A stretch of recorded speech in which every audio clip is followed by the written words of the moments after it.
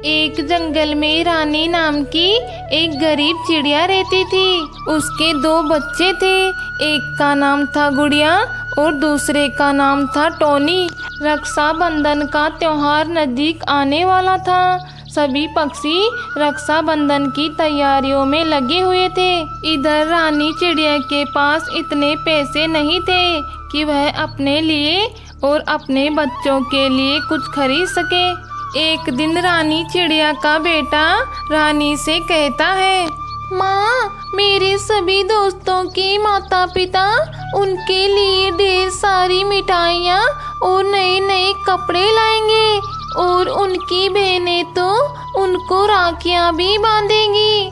तो माँ, आप भी हमारे लिए नए कपड़े और मिठाइयाँ लाएंगे ना? और गुड़िया दीदी को आप मेरे लिए राखियाँ भी दिलाना।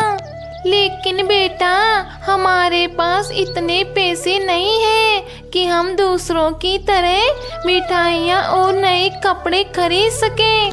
नहीं नहीं माँ, मुझे तो बस नए कपड़े और मिठाइयाँ चाहिए तो चाहिए।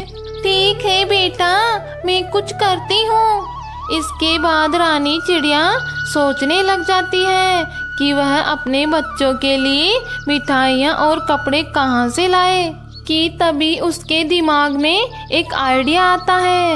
2 दिन बाद रक्षाबंधन आने वाला है, तो मैं क्यों ना खुद ही राखियाँ बनाकर बाजार में बेचा करूँ, जिससे मुझे कुछ पैसे मिल जाएंगे। तो मैं अपने बच्चों के लिए सब सामान खरीद लूँगी। हाँ, यही सही रहेगा।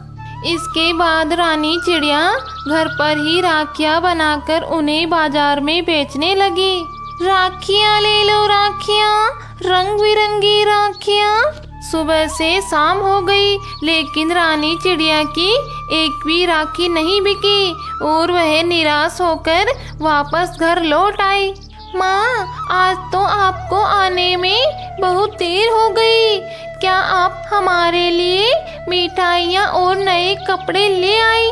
नहीं बेटा, मैं तुम्हारे लिए कुछ भी लेकर नहीं आई, क्योंकि आज हमारी एक भी राखी नहीं बिकी। यह सुनकर टोनी नाराज हो गया और अपनी माँ से कहता है, माँ, आप हमेशा ही कुछ ना कुछ बहाने बनाते रहते हो।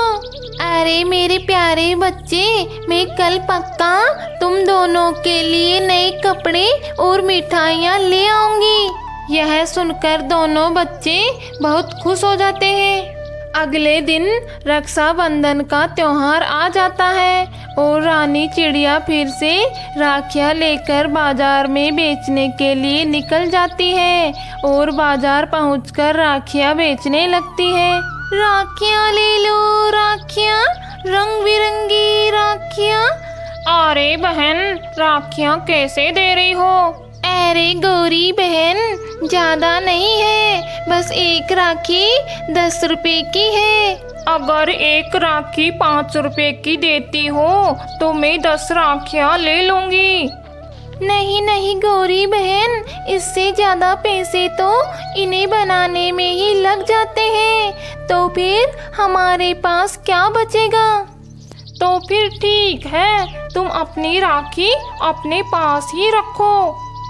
इसके बाद गौरी कौवी बिना राखी लिए ही वहाँ से चली जाती है। सुबह से शाम हो जाती है, लेकिन रानी चिड़िया की एक भी राखी नहीं बिकती और वह उदास होकर रोने लगती है। हे भगवान, अब मैं अपने बच्चों के लिए क्या लेकर जाऊंगी? मेरी तो एक भी राखी नहीं बिकी और मेरे बच्चे तो घर पर मेरी राह देख रहे होंगे। हे भोले बाबा, अब तो आप ही मेरी मदद कर सकते हैं। रानी चिड़िया इसी तरह भोलेनाथ को याद करके रोई जा रही थी कि तभी वहाँ पर साक्षात भोलेनाथ प्रकट होते हैं। भगवान जी को देखकर रानी चिड़िया खुशी के मारे फूली नहीं समाती। भोले बाबा, मैं तो आपके दर्शन पाकर धन्य हो गई।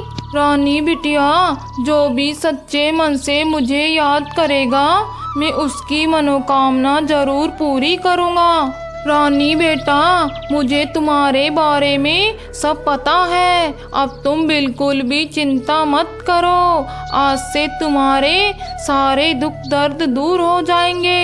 ये लो एक जादुई छड़ी, इससे तुम जो भी मांगोगी वो तुम्हें मिल जाएगा।